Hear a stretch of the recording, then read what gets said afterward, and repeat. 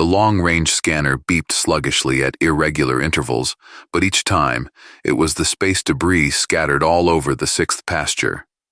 In addition to the orbital that was destroyed during the Shandian War, the system was packed with the remains of several satellites and planetoids that had been hit during the last major battle. Strictly speaking, this debris was almost as good for grazing as a broken orbital, so someone was always keeping herds on the sixth and a few neighboring pastures. Usually, the herders had no trouble making arrangements. The shepherds were a close community, and the pastures in the system were very rich. There was enough for everyone. But this time, it looked like someone had decided not to play by the rules. Andrew irritably switched the scanner to offline mode. There was almost no hope of finding the lost cow, and his head pulsated with pain from hours of staring at the screen. "I'm telling you, it's Crane," Pavo said. "He's been telling everybody he's going to the 11th, but instead, he's sneaking around here, stealing cattle from the neighbors. There have been rumors about him for a long time. Bad rumors." Andrew stood up, wrinkling his nose, went to the medicine cabinet, and took out a pack of painkillers. Slapping an osmotic pad on the bend of his elbow, he poured himself a cup of coffee and looked at his partner. Pavo was sitting in his decrepit, ugly chair with long legs resting on the dashboard. As always, there were no emotions on his face. But Andrew knew Pavo was no less worried than he was. They had already lost their third cow in a week. A couple more losses, and they can forget about any profit. "No one has ever caught Crane red-handed," said Andrew. "Not a single piece of evidence, not even circumstantial. Even now, we have nothing but speculation. He'll laugh at us, and he'll be right. And what if we're wrong, and he has nothing to do with it?" Pavo sighed and set the mug on the edge of the panel. "Then we'll have to find something more substantial than speculation," he said. "Let's round up the herd." Andrew's and Pavo's herd consisted of 24 specialized von Neumann probes, or provons, or, as the shepherds called them, cows.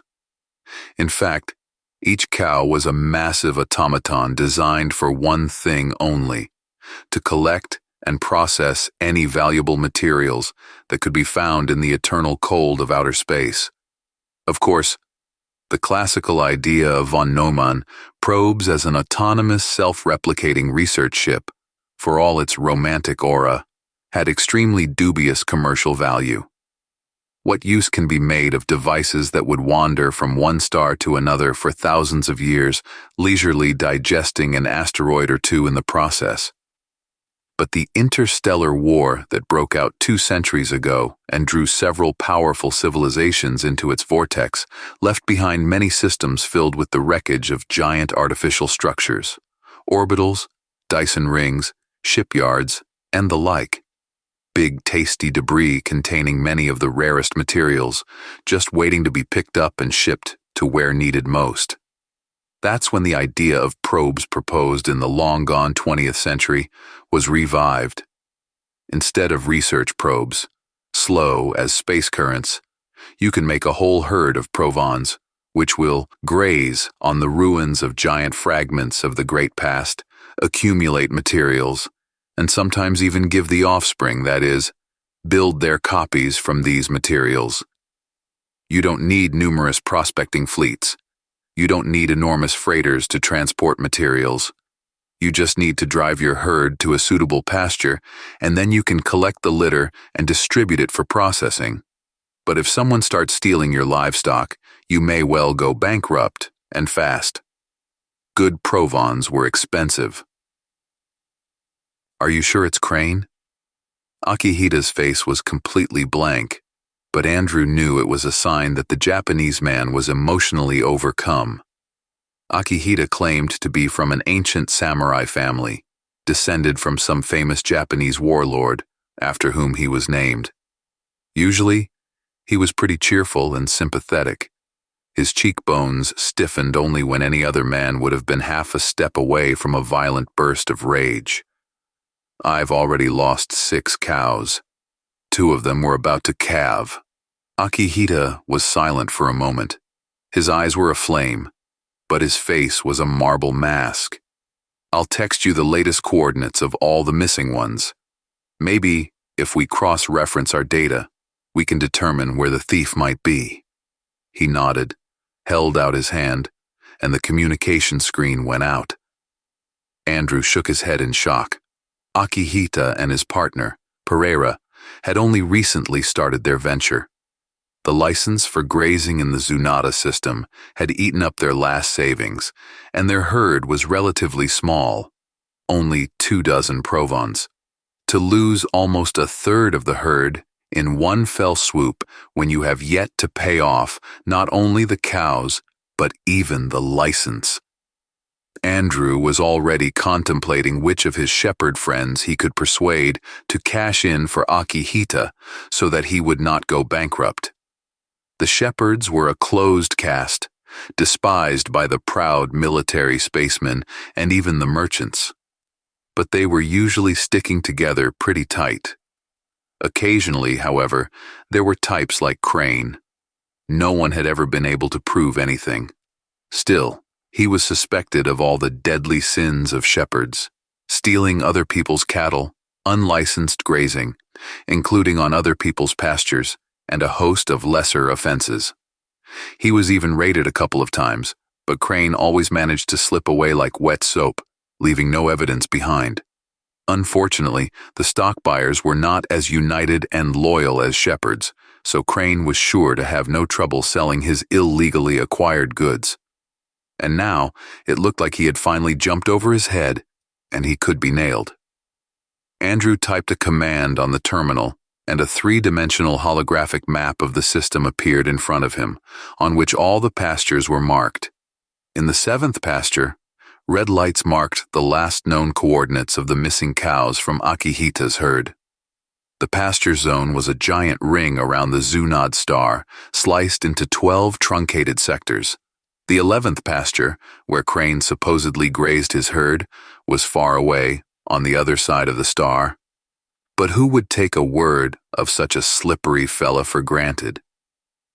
Andrew entered the coordinates of his lost cows into the simulator, marking them in green, and turned the hologram around to get a better look at the neighboring 6th and 7th pastures. There it was. He entered a few more commands and clapped the arm of his chair triumphantly. Behind Andrew's back, Pavo entered the bridge. "I've rounded up the herd," he said. "I turned off their targeting so they'd be more tightly packed and mirrored it to our navigator. So far, they're drifting behind us at triple normal range." Pavo paused and bent over Andrew's shoulder. "Got anything?" he asked. Andrew pointed to the hologram. "I contacted Akihita," he said. "Well, he's missing some cows too. He gave me the coordinates, so I synchronized everything, and here is what I got." The ring of the pasture zone on the diagram was marked with different colors, different for each pasture. The 6th was marked in blue, the 7th in yellow. Along the borders of each sector, several dots glowed red. According to Andrew's command, the computer plotted the surface against these dots, producing a flattened hemisphere. Pavo took a closer look. "Wait, that's—" Andrew nodded. "A paraboloid, and the one who steals cows from us is sitting precisely in focus." He shook his head. "I'll be damned, but the guy has some nerve. He doesn't even move. He just hangs out above the ecliptic like a fisherman over an ice hole and just keeps on hooking. But now we're going to shut him down for good." Pavo straightened up. "I'll warm up the geosector engines," he said. "You contact Akihita. I think he'll want to join our friendly visit too." Andrew tapped the button on the communication device. It was time for Crane to pay all his bills. Although the Zunata system had long since been cleansed of war elements and was considered safe, the battle that had been fought there was in the final stages of the war, when both the Shandai Empire and its allies and the Second Federation had reached the point of exhaustion, and thus desperation. As a result, Both sides began to resort to methods of warfare that were considered unseemly during the civilized period of the war. It came to biological weapons, gravity craters that turned entire planets into piles of rubble, and even, according to rumors, black swarms of self-replicating nanobots. However, the latter were still rumors, and it was impossible to ask the war participants, trapped in stasis by the intervening elder civilizations. Therefore, in places like the Zunata system, the shepherds, and there were few other visitors in such a godforsaken corner of the galaxy, tried to stay within the pasture zone. Crane must have taken advantage of this, positioning himself above the ecliptic and hijacking the control of other people's provons with some pirate equipment. It had been a convenient location since no one had ever taken an interest in the void above the ring, but now it was working against Crane himself. In the debris-free space, it was impossible to disguise oneself as a broken orbital defense monitor or a shard of orbital platform. Andrew and Akihita had devised a plan to go into a short hyperjump, taking both herds with them, and drop out into standard space at a stone's throw from Crane's position. Whatever defense system he had, it wouldn't be able to handle a solid 50 targets dropping in on him at once. After all, it was just a shepherd ship, albeit a pirate one, not a battle cruiser. Crane had been asking for it for a long time. The calculations proved accurate, and both ships, the Highlander and Akihita's Tsurumaru, surrounded by their respective herds, simultaneously arrived precisely at the focus of the pirate paraboloid. And at the focus was the Churgi, Crane's ship. But gods, what a state it was in.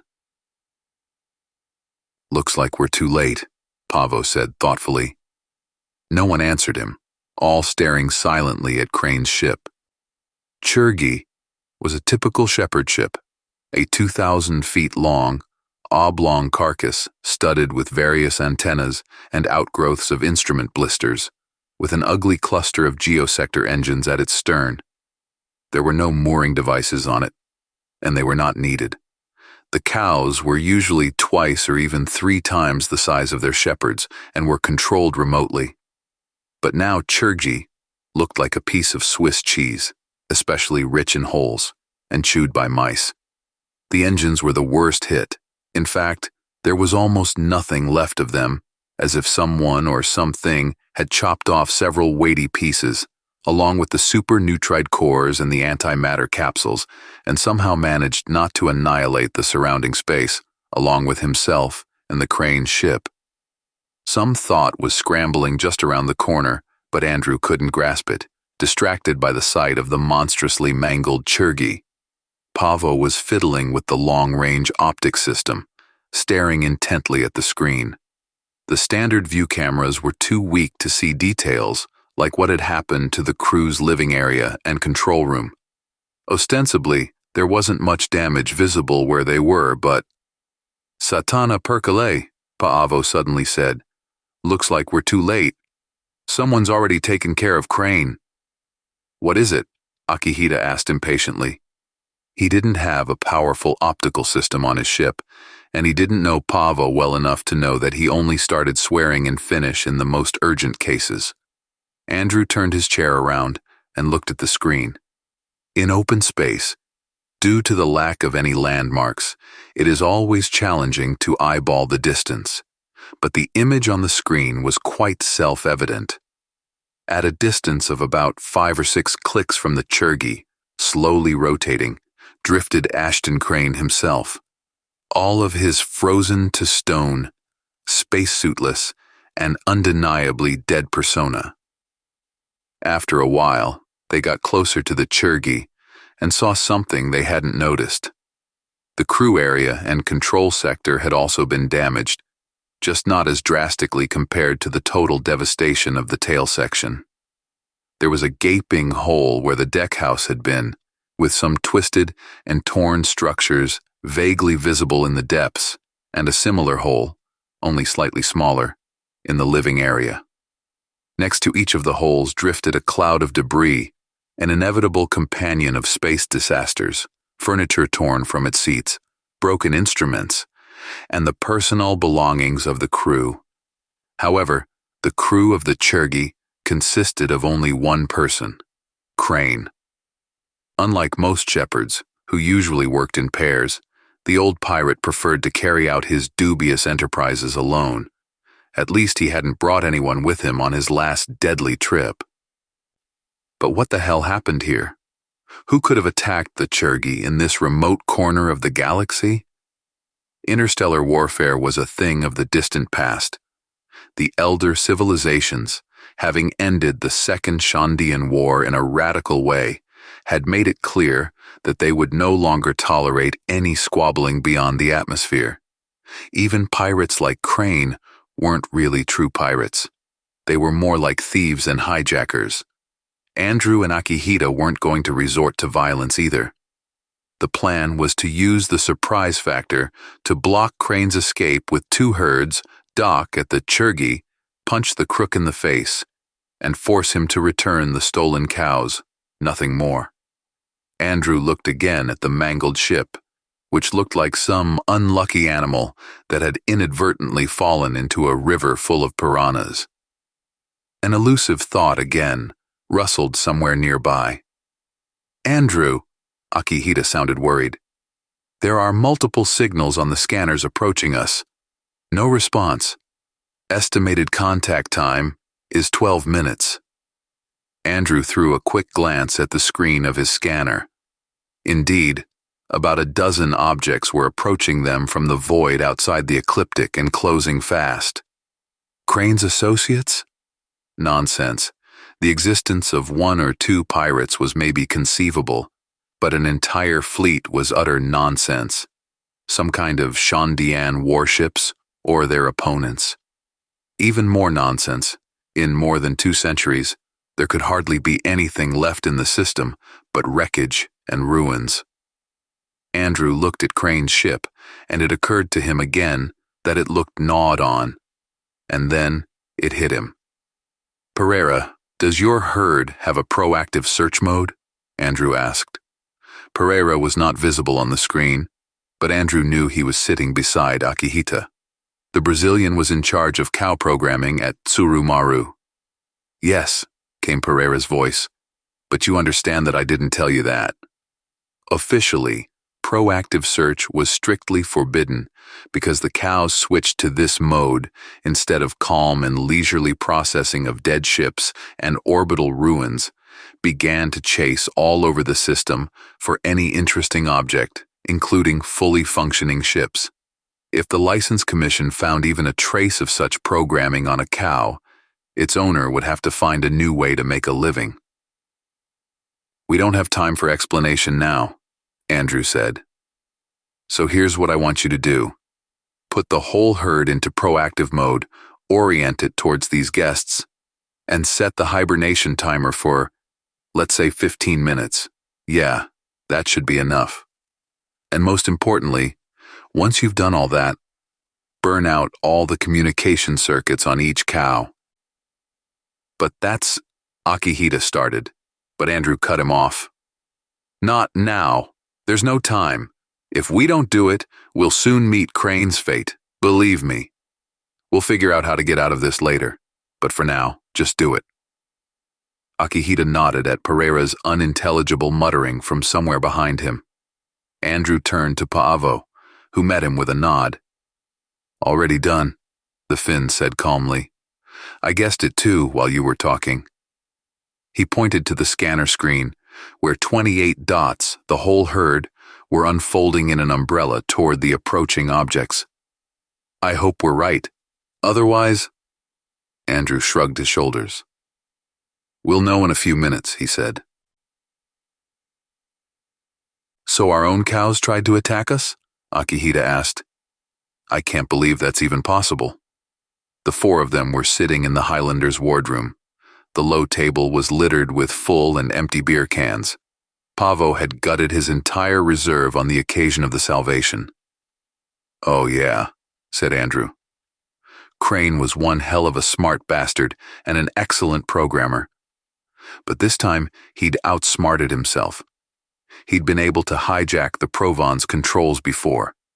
But chasing every cow around the system in person and risking getting caught wasn't very efficient.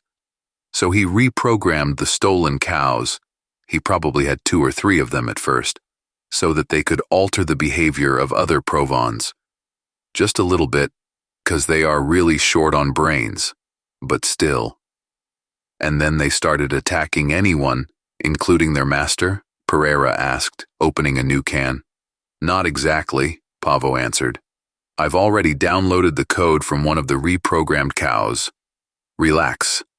Not into Highlander's mainframe, and certainly not into some cow, he said to Pereira, who choked on his beer. To the secure, isolated system in my quarters. Now I have to admit, the work is masterful. In fact, Crane implemented into the stolen cows. What do you think? A herd instinct. But they are already got it, don't they? Akihita asked. Andrew finished his can and put it on the table. Actually, we only call them that, he said, for simplicity's sake. But in reality, of course, they are 1,000 times more stupid than any real cow, and they have no instincts, no more than, say, a colony of bacteria. Absorb resources and reproduce. That's all they can do.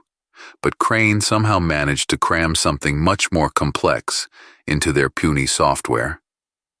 And he must have screwed up, Pavo said. His rewired provons were acting like alpha males, taking control of our cows and driving them back here, where Crane was brainwashing them. But apparently, he overdid it, coded into them too much aggression and initiative, and either didn't care or didn't have enough space for control circuits.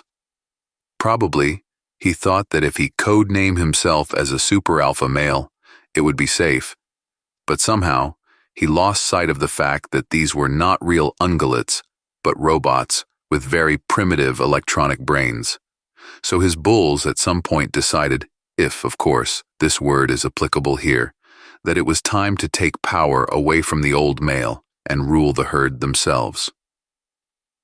Everyone thought about it for a while.